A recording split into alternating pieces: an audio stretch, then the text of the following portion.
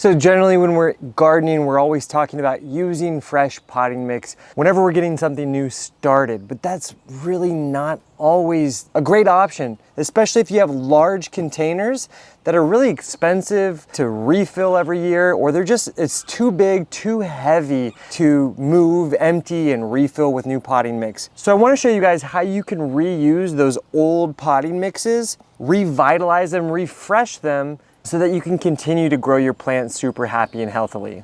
Now, last year I grew some calliope geraniums, some elephant ears in this container, and you can see the soil level has gone down substantially. That's what happens when we grow plants, is they use the organic matter, all the nutrients in the soil, not all of it, but they use a high amount of it, and that causes the actual soil to shrink down. Now, when we're thinking about reusing our old mixes, it's really important that we only use potting mixes that did not have pests growing on the plants at any point. So that's really the first thing. Ensure that this container didn't have pests last year. If it did, well, you really might want to consider using a new, fresh potting mix. But if it did have pests and you want to try to reuse it, what you can do, it's a little bit of extra effort, but you can take all of the soil out, you can put it into a black plastic trash bag. Let that plastic trash bag sit in the sun for a month.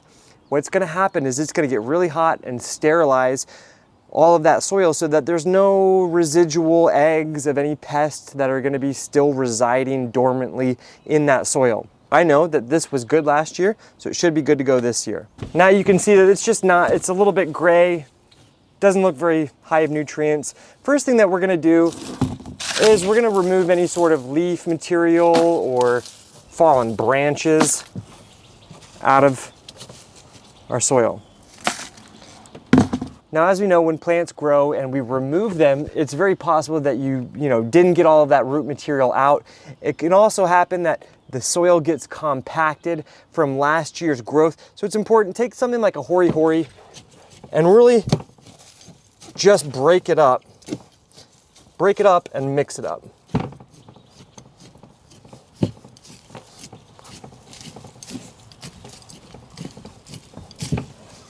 Well, you can see that definitely lower I get, it is still have some nice color to it. That's a great thing. Oh, found some sort of compacted root material. Remove that. Things like this. You can see that this is all pretty much roots. Gonna remove that as well. Okay, and while I did say this is going to save you from having to refill it completely, you are going to need to add in something high quality to the mix to replenish those nutrients and to help reestablish a good texture.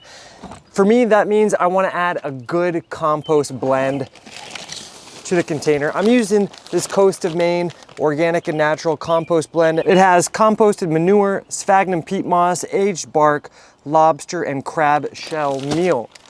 So what I'm gonna do before I add it, I will remove, I would say 15 to 20%, so that in the end, this container is gonna be about 20% new compost added to 80% pre-existing old potting mix. So that looks pretty good. Now time to add this baby in. And then once you have a good ratio that you think will be nice, we're gonna mix it up again. All right, so this is looking pretty good. We're gonna plant up in just a second, but what you can do with this old stuff, you can use it as like a mulch. Just go out and add it into your flower beds, or if you have a compost pile, that's a great way to use it as well. Definitely don't put this in the trash. It is still a great addition. And so I've decided that this year I'm gonna be planting it up with something called Verbena bonariensis, the cultivar Vanity, which I'm gonna plant here in the back. Get a couple of these guys in here. And my calliope geraniums that I loved so much last year, they deserve another spot. Water them in, of course. And whenever I'm planting containers, I like to add in a layer of mulch. And this is also a really nice thing to do because Of course, it's gonna help conserve moisture in our container, but from this year till next year, it's going to break down, decompose, and add in an additional amount of organic matter into our soil so that next year we can do the same thing of just removing a portion of our potting mix, supplementing with some nice compost, saving ourselves lots of money and effort in the process, and continuing to enjoy our garden to the max. Well, I hope you enjoyed this video. I hope it was informative and gave you some good tips, some actionable tips that will allow you to save some money in your garden this year. If you enjoyed the video, give it a like, subscribe to our channel. We have tons of videos all about plants. That's what we do around here. Anyways, thanks for joining me here on Plant Vibrations. I'll catch you later. Ciao.